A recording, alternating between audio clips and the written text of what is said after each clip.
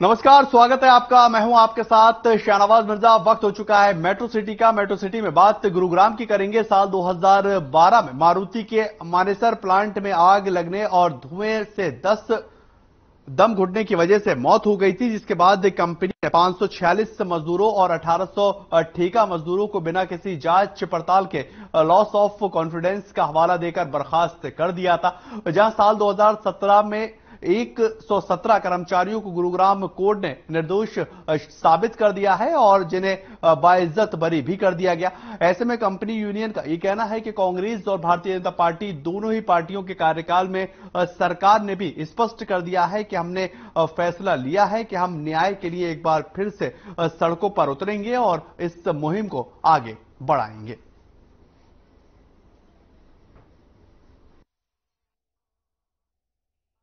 जैसा आप देख रहे हैं, आज बर्खास्त श्रमिकों ने ये 2 दिवसीय भूख हड़ताल का कार्यक्रम लिया है। जैसे सभी को पता है कि वर्ष 2012 में मारुति में जो हिंसात्मक घटना हुई थी, उसका सहारा लेकर मैनेजमेंट ने 540 स्थायी श्रमिकों को और 1800 कॉन्ट्रैक्ट वर्कर को निकाल दिया था। तभी से लेके आज तक आंदोलनबद्ध तरीके से सभी श्रमिक लगातार गुहार लगा रहे हैं कि हमें काम पर वापस लिया जाए। कोर्ट से भी 10 साल से लड़ रहे हैं और गवर्नमेंट ने भी है, ये कांग्रेस सरकार ने एसआईटी टीम बनाई थी जिसमें 426 लड़के हम निर्दोष बताए गए थे। इनका कोई इलीगल तरीके से टर्मिनेशन है, ये बोला था हरियाणा सरकार ने भी, और उसमें कुछ कार्रवाई नहीं हो पाई, ना ही गवर्नमेंट की तरफ से, ना ही मैनेजमेंट ने उस पर कुछ डिसीजन लिया। तो आपने क्या लेबर कोर्ट में भी चल रहा है, चल ही रहा है वैसे, तो आगे कमेटी डिसीजन करके कुछ आगे डिसीजन लिया जाएगा। देखिए, सबसे पहले तो मैं ये बताना चाहूंगा कि हम मारुति मानेसर प्लांट के जो कर्मचारी हैं 2012 से निकले हुए हैं और आज 2022 चल रहा है, जिसमें 10 से 11 साल हो चुकी हैं। और हमने सरकार से लेकर के प्रशासन की बात हो या मैनेजमेंट की बात हो, हम सभी के पास गए, सभी के पास जाकर हमने अपनी बात रखी है। और यहाँ की प्रशासन का जो रवैया रहा हमारी प्रति या सरकार का, बहुत अच्छा नहीं रहा है। और हमें सिर्फ एक उम्मीद भी थी कि कोर्ट में भी हमारा केस अलग से चल रहा था, लेकिन न्याय प्रणाली के बारे में और हम ये कहें तो आज तक भी जिस केस को हम लड़ रहे हैं, हमारा एक कदम भी वो केस हमारे पॉजिटिव साइड नहीं है।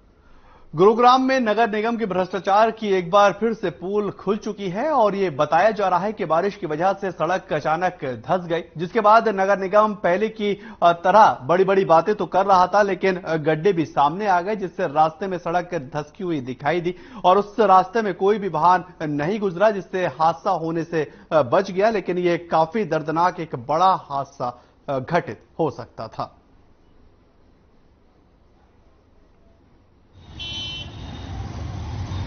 10 दिन पहले भी यहाँ पे धंस गया था, फिर दोबारा जुगाड़ करके निगम वाले कोई नहीं आया था, मतलब प्रशासन की टीम आई थी, उन्होंने दबा दिया था, यहाँ पे आके मलबा डाल दिया था। आज फिर ये दोबारा देखिए यहाँ पे हो चुका है, बहुत गहरा, और मिट्टी नीचे पानी धड़धड़ बह जा रहा है। और हमने भी आज भी हमने थोड़ा बहुत मलबा डलवा के सारा क्लियर करवा दिया। 10 दिन पहले आए थे यहाँ पे, ये आपके जैसे प्रेस रिपोर्टर आए थे, एक पार्षद भी आए थे यहाँ का, 2 साल की, वो कह रहे मैं भी कर रहा हूँ, आज तक तो कुछ हुआ नहीं।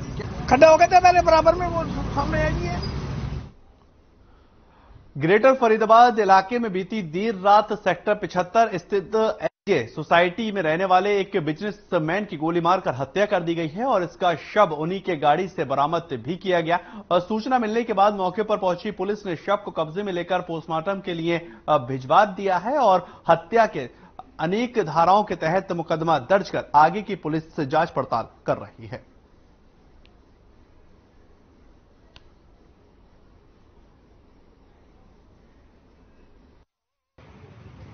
सर, हमें रात को सूचना प्राप्त हुई कि केएलजे सोसाइटी सेक्टर 70 के सामने रोड के ऊपर कोई अरविंद कुमार नाम के लड़के को गन शॉट इंजरी आई। तो इमीडिएटली इंफॉर्मेशन मिलने पर पुलिस मौके पर पहुंची और मौके पर पहुंचने के बाद पता चला कि जो उसके साथ लोग थे वो उसकी बॉडी को सर्वोदय हॉस्पिटल, इंजर्ड को सर्वोदय हॉस्पिटल लेके चले गए। हम सर्वोदय हॉस्पिटल पहुंचे तो डॉक्टर्स ने ब्रॉड डेड डिक्लेयर कर दिया, जिसकी बॉडी हमने बीके मोर्चरी में रखवाई हुई है।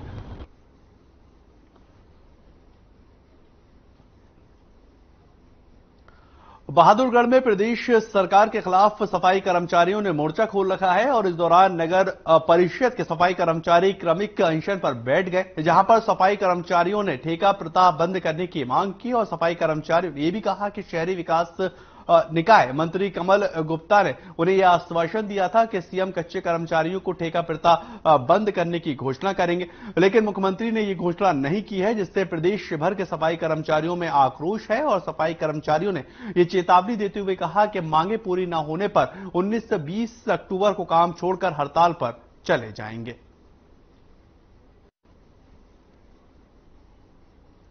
ये तस्वीरें आप बहादुरगढ़ की देख रहे हैं, जहां पर सफाई कर्मचारियों ने मोर्चा खोल रखा है और उन्होंने ये कहा कि हमारी मांगे हैं वो सरकार को मांगे माननी चाहिए। सरकार के खिलाफ मोर्चा खोलते हुए ये ठेका प्रथा बंद करने की मांग कर रहे हैं और इसको लेकर उन्होंने कहा कि सरकार ने आश्वासन दिया था और उस आश्वासन पर अब सरकार को खरा उतरना चाहिए।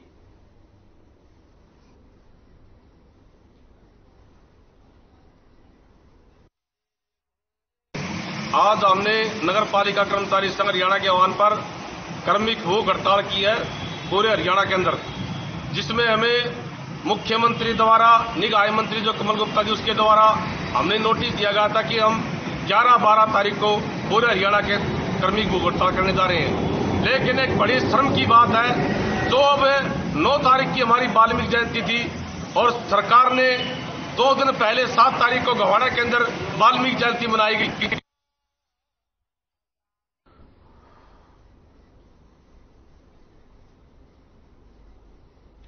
खबर फरीदाबाद से आ रही है, जहां पर जलभराव के कारण एक मोटरसाइकिल सवार गिर गया है और उसकी मौत हो चुकी है। मामले में परिजनों ने उसके शव को नगर निगम के गेट पर रखकर प्रदर्शन किया और इस दौरान कुछ स्थानीय नेताओं की पुलिस के साथ धक्का मुक्की भी हुई है, जिसके बाद पुलिस ने उन्हें हिरासत में ले लिया। और इस पूरे मामले में लोगों का कहना है कि नगर निगम की लापरवाही के चलते उपेंद्र तिवारी की मौत हो चुकी है और इस संबंध में डीसीपी ने ये जानकारी दी है। उन्होंने ये बताया है कि कुछ लोग माहौल खराब करने की कोशिश कर रहे थे और इसके लिए उन्हें हिरासत में लिया गया है। और साथ ही साथ उन्होंने ये भी कहा कि अन्य मामलों के तहत जो है दर्ज कर लिया गया है और उनको गिरफ्तार भी किया गया। वहीं मृतक के परिजनों की पूरी मदद भी लगातार की जा रही है।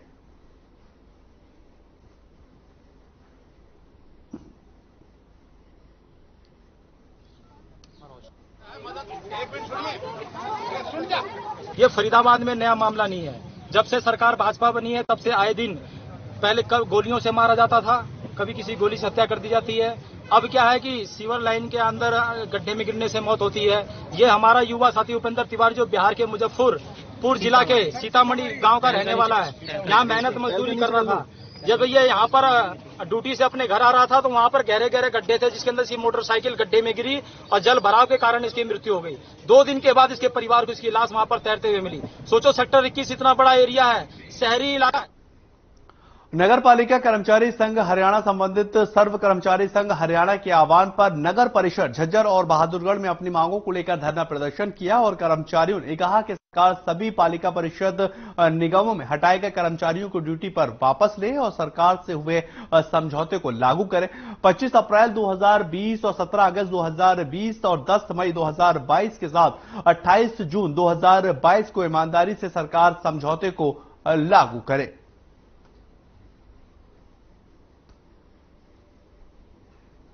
पूरी करो हमारी मांगे पूरी। नगर पालिका कर्मचारी संघ हरियाणा के आह्वान पर इकाई प्रधान शिवम चावरिया, आज हमारी हड़ताल आल हरियाणा के अंदर चली हुई है। आज हमारा कारण यह है कि आज हम 11 कर्मचारी भूख हड़ताल पर बैठे हैं। सरकार के साथ हमारा पिछले दिनों में समझौता हुआ था कि कच्चे कर्मचारियों को पक्का किया जाए, समान काम वेतन 4,000 जोखिम भत्ता दिया जाएगा और कोरोना पर मृत्यु होने पर 50 लाख बीमा व एक परिवार।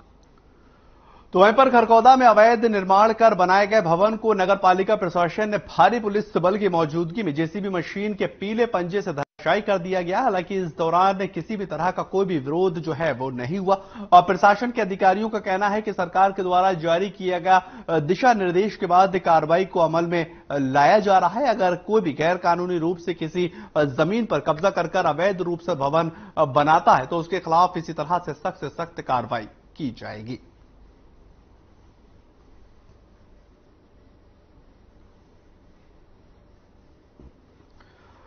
शराब कारोबारी के खिलाफ ये कार्रवाई हो रही है, जो आप तस्वीरों में देख रहे हैं। सोनीपत की खबर, अवैध निर्माण पर पीला पंजा बुलडोजर चलता हुआ दिखाई दिया है और साफ तौर पर प्रशासन ये कह रहा है कि सरकार के निर्देश कि अगर अवैध रूप से कहीं पे भी निर्माण तो उसको तोड़ा जाए और उस जगह को खाली करवाया जाए।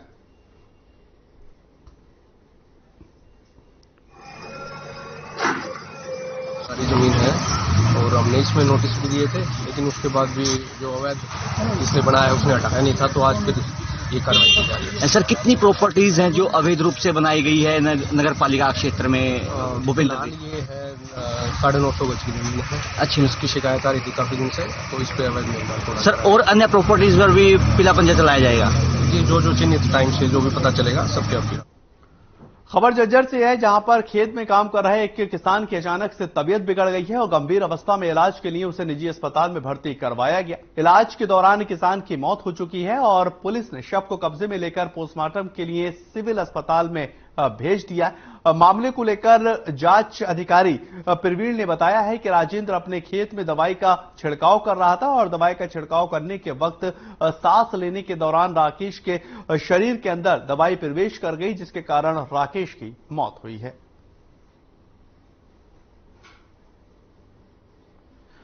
झज्जर की खबर, जहां पर कीटनाशक के प्रभाव से एक किसान की मौत हो चुकी है। दरअसल कीटनाशक का प्रभाव किसान अपने खेतों में छिड़काव के लिए कर रहा था और जो जांच अधिकारी उन्होंने कहा कि वो कीटनाशक उस शख्स के जिस्म के अंदर चला गया और सांस लेने के दौरान उस शख्स की मौत हुई है। आगे की कार्रवाई भी पुलिस लगातार कर रही है। राजेंद्र गांव काशी का जो खेत में स्प्रे कर रहा था, स्प्रे के दौरान उसको दिमाग में चढ़ने के कारण एडमिट उस पर हॉस्पिटल हुआ था। इलाज के दौरान उनकी मौत हो गई। पोस्टमार्टम करा दिया? पोस्टमार्टम होने लग रहा है। कौन से गांव का है? काशी। खबर झज्जर से आ रही है, जहां पर हैफेड के डीएम ने अनाज मंडी का दौरा किया है और इसमें उन्होंने किसानों को आश्वासन दिलाया है कि उनकी फसल का उठान नियमानुसार जल्द से जल्द करवाया जाएगा। लेकिन पिछले दिनों हुई बरसात के कारण मंडी में आए फसल में काफी नमी और मौसम में सुधार होते हुए फसल को सूखने के बाद खरीदा जाएगा और किसानों को किसी भी तरह की समस्या नहीं होने दी जाएगी। इस दौरान उन्होंने ये भी बताया है कि व्याप्त व्यवस्थाओं का जायजा लिया और कोई भी अगर खामी पाई गई तो उसको तुरंत दुरुस्त भी करवाया जाएगा। ये झज्जर की तस्वीरें आप देख रहे हैं, जहां पर डीएम ने अनाज मंडी का निरीक्षण किया और व्यवस्थाओं का जायजा लेते हुए नजर आए। किसानों को आश्वासन दिया है कि अगर कोई भी दिक्कत होती है तो उसका तुरंत निस्तारण किया जाएगा और सूखने के बाद जो फसल होगी उसको उठवाया जाएगा। व्यवस्थाओं का जायजा लेने के बाद डीएम ने हर एक के पहलू की जांच की और कहा कि अगर कहीं पे भी खामी होती है उसको तुरंत दुरुस्त भी करवाया जाएगा।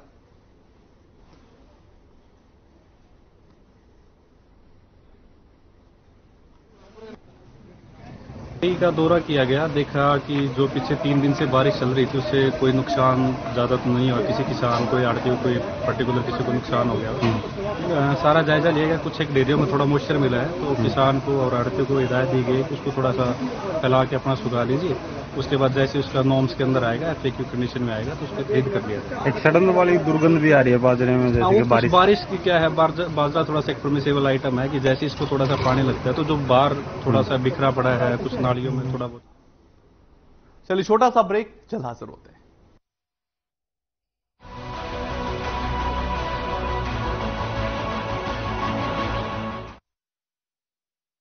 मेरे जैसा कोई दूसरा चुलबुलापन जिसकी हर बात में भूल जाए, जिंदगी में रंग भर दे। मेरी जैसी मेरी अपनी पताका चाय, गजब का स्वाद।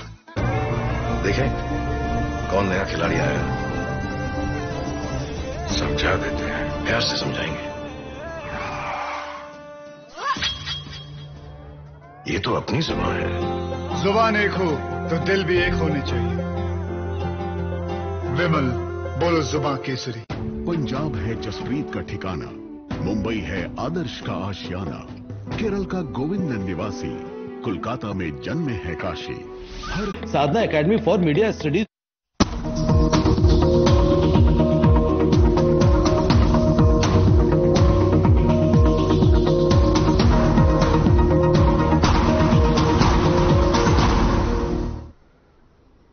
ब्रेक के बाद आपका स्वागत है। आगे बढ़ेंगे, बात करेंगे। मुख्यमंत्री मनोहर लाल ने सभी प्रशासनिक अधिकारियों की बैठक की, जहां पर अधिकारियों को निर्देश देते हुए उन्होंने कहा कि सरकारी विभाग जनता से जुड़ी सभी सेवाओं को जल्द से जल्द ऑटो अपील सिस्टम से जोड़ा जाए। साथ ही उन्होंने ये भी कहा कि इस काम को तेजी से किया जाए ताकि आम जनता को ज्यादा से ज्यादा सुविधाएं मिलती रहें। आगे उन्होंने कहा कि जनता को सरकारी सेवाएं समय पर मिले, ये सरकार और कर्मचारी दोनों की प्राथमिकता होनी चाहिए।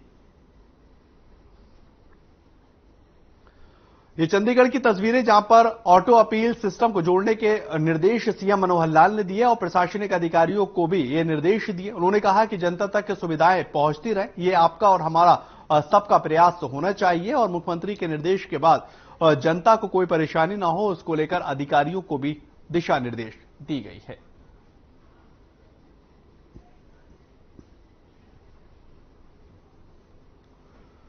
केंद्रीय पर्यावरण, वन एवं जलवायु परिवर्तन मंत्री भूपेंद्र यादव ने हरियाणा सरकार की ओर से फसल अवशेष प्रबंध की दिशा में की जा रही गतिविधियों की सराहना करते हुए कहा है कि मुख्यमंत्री मनोहर लाल के नेतृत्व में सरकार ने पराली जलाने की घटनाओं में कमी लाकर पराली प्रबंध पर जोर दिया। वायु प्रदूषण नियंत्रण के लिए हरियाणा में अच्छे प्रयास लगातार किए जा रहे हैं और राज्य सरकार के प्रयासों से गुरुग्राम की सोसाइटी में डीजल से चलने वाले जनरेटर सेट्स के उपयोग में भारी कमी भी आई है।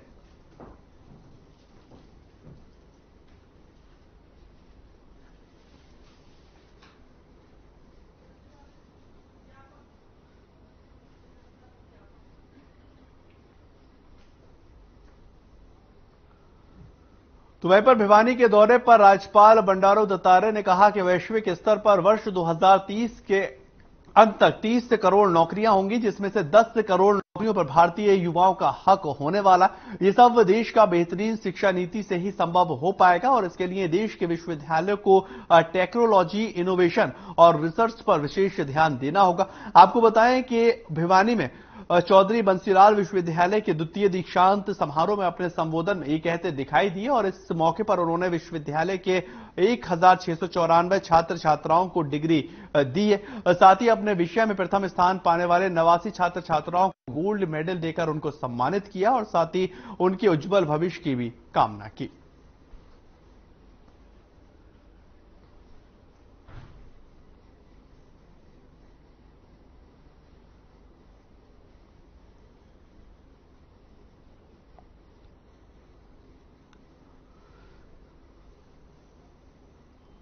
चरखी दादरी जिले के समस्तपुर गांव में ग्रामीणों ने स्थानीय प्रशासन के खिलाफ प्रदर्शन किया है और प्रदर्शन कर रहे ग्रामीणों ने कहा कि कई बार प्रशासन व जिला उपायुक्त से शिकायतें कर चुके हैं, लेकिन इसके बावजूद भी सिंचाई विभाग कोई भी ठोस कार्रवाई नहीं कर रहा।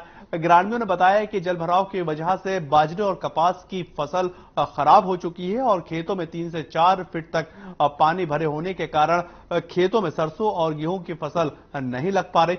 ग्रामीणों ने आगे ये भी बताया है कि प्रशासन से मुआवजे देने की मांग की जा रही है और मुआवजा जल्द से जल्द मिले, इसको लेकर भी अर्जी लगाई गई है।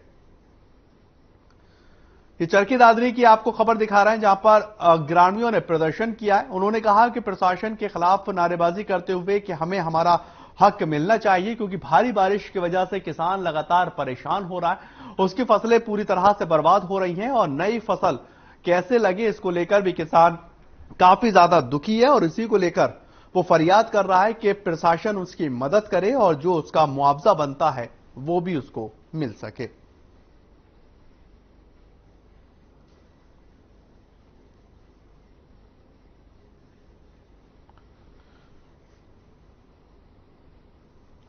अंबाला में भारी बारिश की वजह से मंडी में रखी धान पूरी तरह से बर्बाद हो चुकी है और उसके बाद मंडी चेयरमैन ने सरकार से यह अपील की और साथ ही साथ ये कहा कि खराब हुई धान की फसल जो है सरकार उचित मुआवजा किसानों को उसमें दे। और मंडी सचिव ने यह भी कहा कि किसानों के धान को संभाल कर रखने की जिम्मेदारी आढ़तियों की थी और इसके बावजूद भी किसानों की शिकायत आने पर आढ़तियों के खिलाफ सख्त से सख्त कार्रवाई की जानी चाहिए।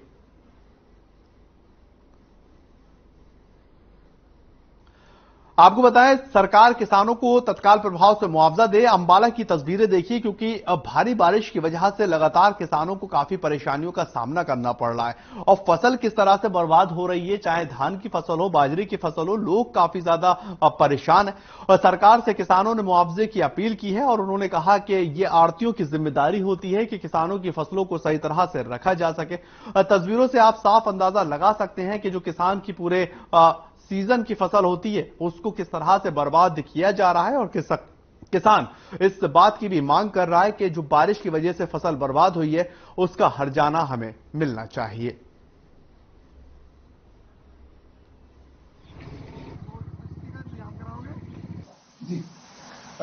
नीरज भारद्वाज, मैं secretary market committee Ambala cantt.